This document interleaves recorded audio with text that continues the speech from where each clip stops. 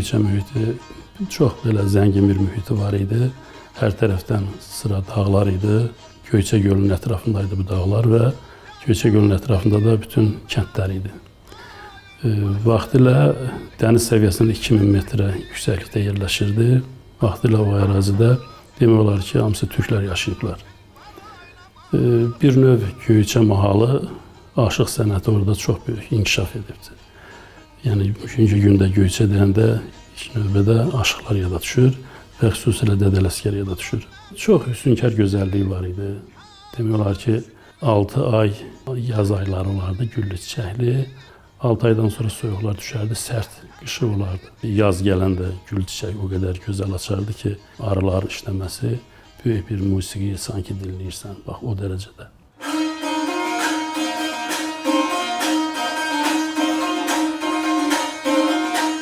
Aşıq sənəti üçün mütləq doğulmaq lazımdır. Yəni, öyrənməklə aşıq olmaq olmaz. Öyrənməklə sən yalnız biliyini zənginləşdirə bilərsən. Amma aşıq olmaq üçün mütləq aşıq doğulmaq lazımdır. Tovuzdan, Qazaxdan, Gəncədən, Kəlbəcərdən, Göyçədən şair də olmur, aşıq olur.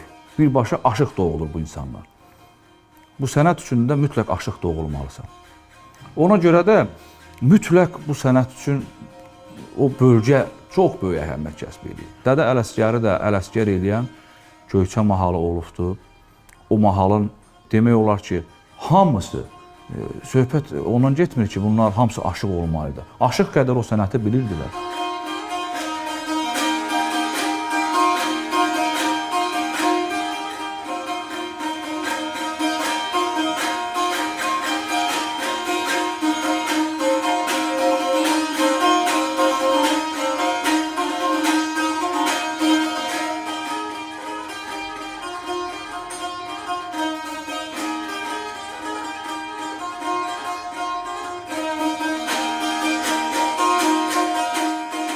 Göyçə mühiti aşıqları yetişdirdi.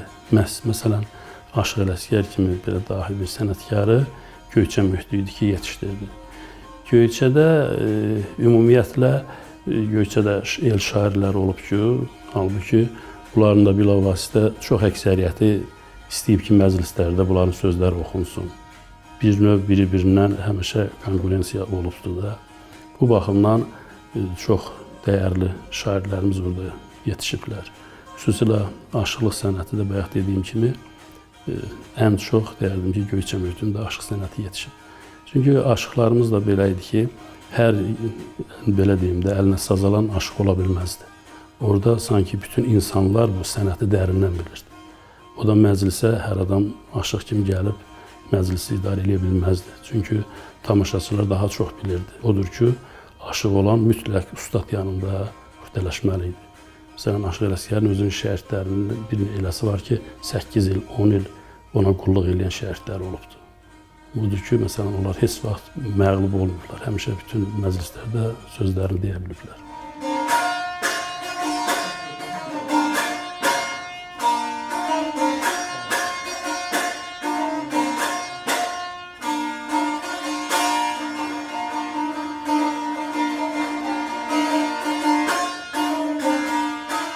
Allah ustadlarımıza rəhmət eləsin, Dədə Ələsgərə də başda olmaqla, Dədə Əliyə, Xəstə Qasıma, Aşıq Abbas Tufarqanlıya, Qurbani, Dədə Qurbanidən bu sənət gəlir və nəhayət Aşıq Ədalət. Bu sənəti, əzizlərim, ancaq ruh adamları ifa eləyə bilər. Başqa cür bu sənəti ifa eləmək mümkün deyil. İstər ifaçı aşıqlar olsun, oxuyan vaxtı. O səsin işləməyi də yenə də ruha bağlıdır. Sən ruhda deyilsənsə də, heç cürə sən onu istədiyin kimi ifa eləyə bilməzsən. Mütləq aşıq ruhda olmalıdır, təbdə olmalıdır. Aşıq sənəti bu qədər böyük bir sənətdir.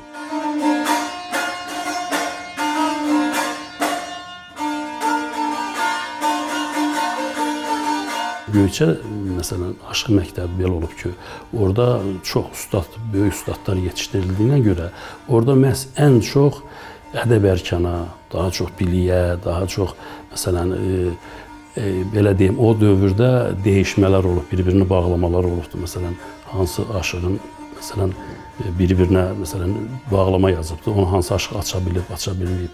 Hətta o dövrdə nəyə görə məsələn tutaq ki, Aşıq Ələsgər bu cür belə deyim də bugünkü günümüzdə ən zirvəyə qalxdı. Məsələn Xəstə Qasımın məsələn açılmayan bağlamalarını məsələn Aşıq Ələsgər açıb.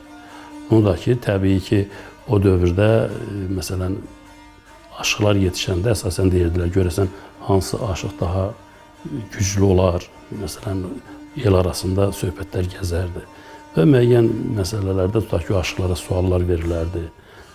Hansı aşıq məsələn onu açardısa, el içində nüfuza malik olardı. Məhz bu baxımdan o aşıq sənəti Göyçədə xüsusilə aşıq kimi formalaşıbdı. Sırf aşığı orada o dövrdə tutaq ki, məsələn Aşıq Ələsgərə bəzən görsən haqq aşığı deyirlər. Məsələn bu haqq aşığı ancaq belə deyim də onun alğışı olardı, tutaq ki, qarğışı olardı Dədə Qorqud kimi və özünü aparmağı bacarırdılar. Məsələn Ələsgərin şeirində də var da aşıqlığın düsturunu deyibdi.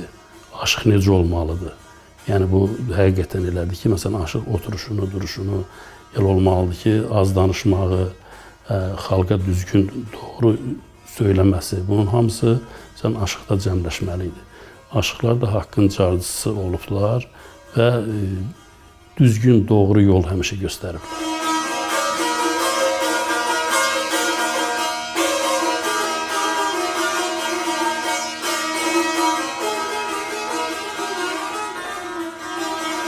Birbaşa ün məsələsidir. İlahidən gələn ün, səs.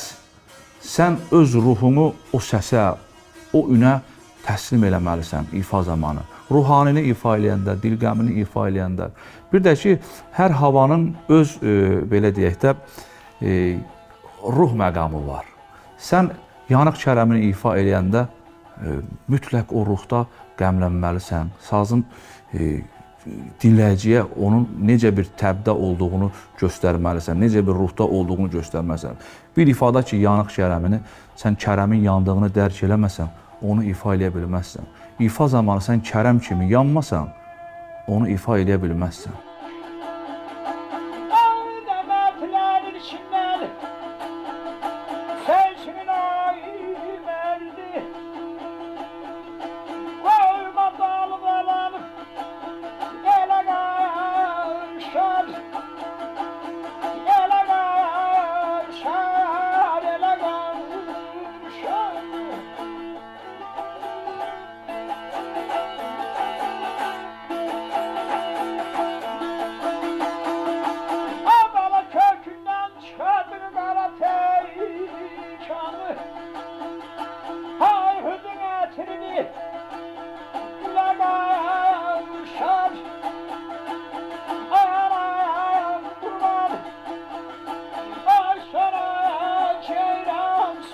Göyçədə çünki ən belə dəyər verilən aşıq olardı.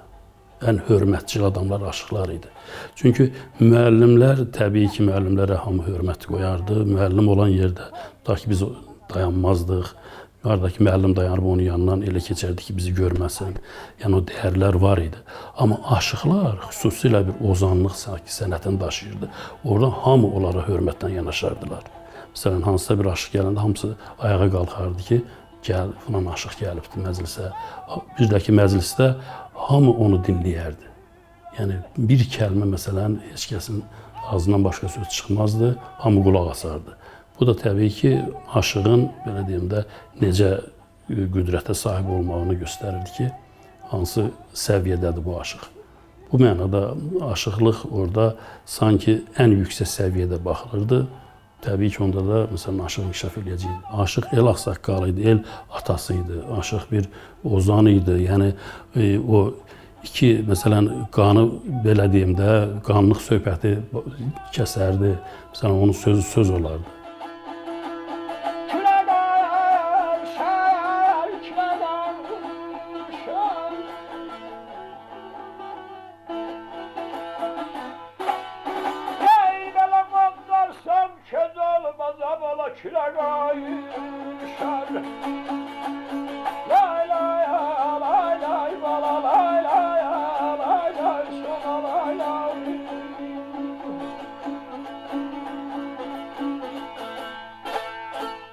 İki adam karıştırar aranı.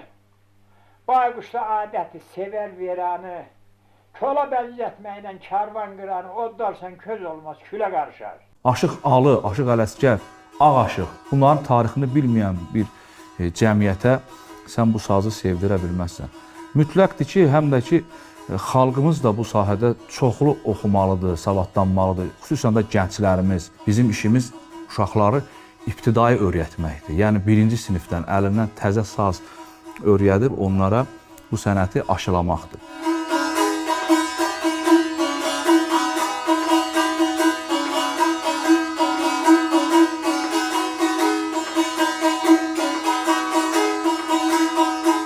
Göyçə aşıq sənəti həqiqətən də belə dediyim kimi sanki elə aşıq sənətin elə beşiyidir, belə deyim də.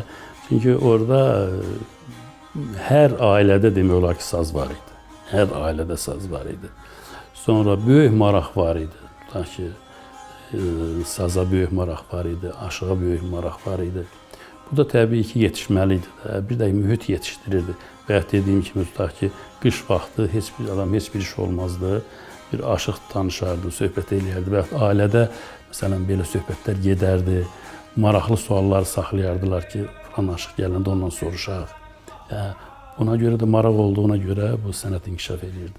O Göyçə aşıqları bütün Azərbaycanımızın hər yerinə gəlirdilər. Məsələn, yay vaxtı olsun, tutaq ki, toylara gəlirdi, Aşıq Ələsgərin özü bütün, demək olar ki, Türk dünyasının hər yerinə gedib, aşıq kimi gedibdir.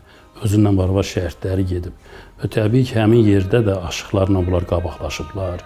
Məsələn, bir çox xatirələr var. Aşıq Ələsgər tutaq ki, yeni şeir növü yaradıb, dodaq dəyməz, dil dönməz şeir növü yaradıbdır.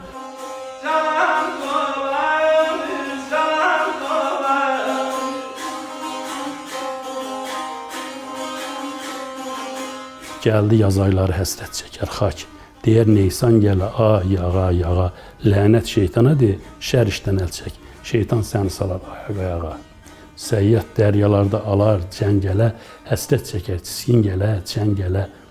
Əzrail sinəni çəkər cəngələ. Qəssal qəssr eləyər, ay, ağa. Keçən gəncər, gəl erkəkdi gərdişi. Dəllək çağır, çəkdirəcən gərdişi.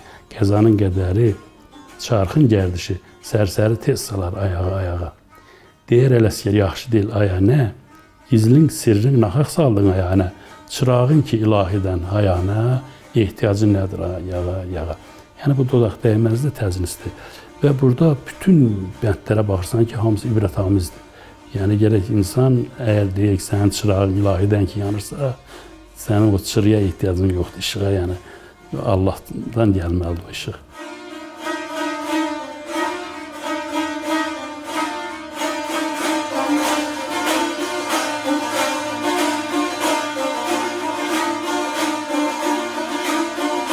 Ümumiyyətlə, bugünkü günümüzdə Göyçə Aşıq məktəbi demək olar ki, o səviyyədə deyil. Yəni, tamamilə Göyçə dağılandan sonra hərə bir tərəfə düşdü. Çünki birinci ev qayğıları gündəlik dolanışacaq. Məcbur elədi ki, insanlar hərə bir səmtdə bir qismət çörəyini çıxartsın.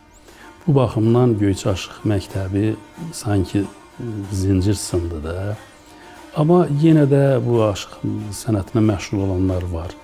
Mən inanıram ki, bayaq dediyim kimi Ələsgər yenə tək o torpaq yetişdirdi. İnanıram ki, o Göyçə mühiti yenidən Ələsgərlər yetişdirəcəkdir. Çünki mühit çox şey deməkdir. İnsan ora düşəndə istər-istəməz mühitdə formalaşır. Mən inanıram ki, əgər o torpaqlara yenidən qayıtsaq, mütləq təzədən o zəncir bərpa olacaqdır.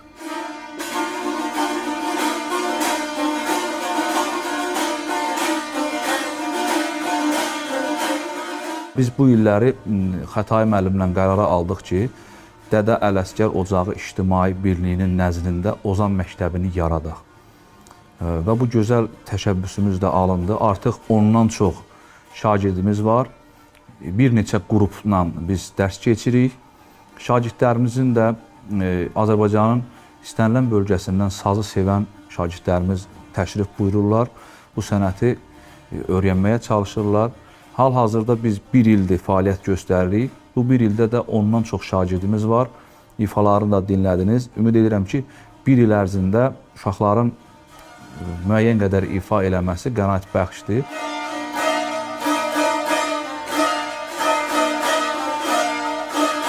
Bir gün eşidəcəyik ki, artıq ora köç başlanılır. Mən ona çox inanıram. Mənim orada otağımda da var, kəndimizin şəklini asmışam divardan. Hər gün ona baxıram və fikirləşirəm ki, görəsən o gün gəlsin, gedim. İlk növbədə Dədə Ələsgərin o qəbrini gedim ziyarət edeyim. Düzdür, qəbir üstü daşı sındırıblar, amma qəbrin yeri durur.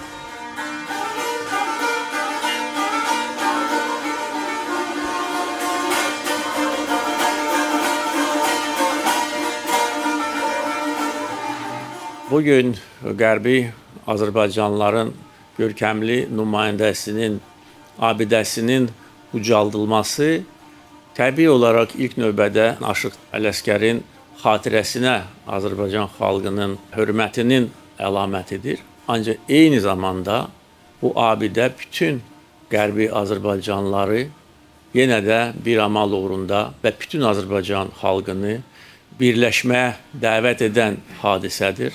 Biz o günü səbirsizliklə gözləyirik, inanırıq, mən də inanıram, siz də inanırsınız, gün gələcək. Biz Aşıq Ələsgərin dağıdılmış, ermənilər tərəfindən dağıdılmış abidəsini bərpa edəcək və Ağkilsə kəndində buna oxşar mərasim keçirəcək.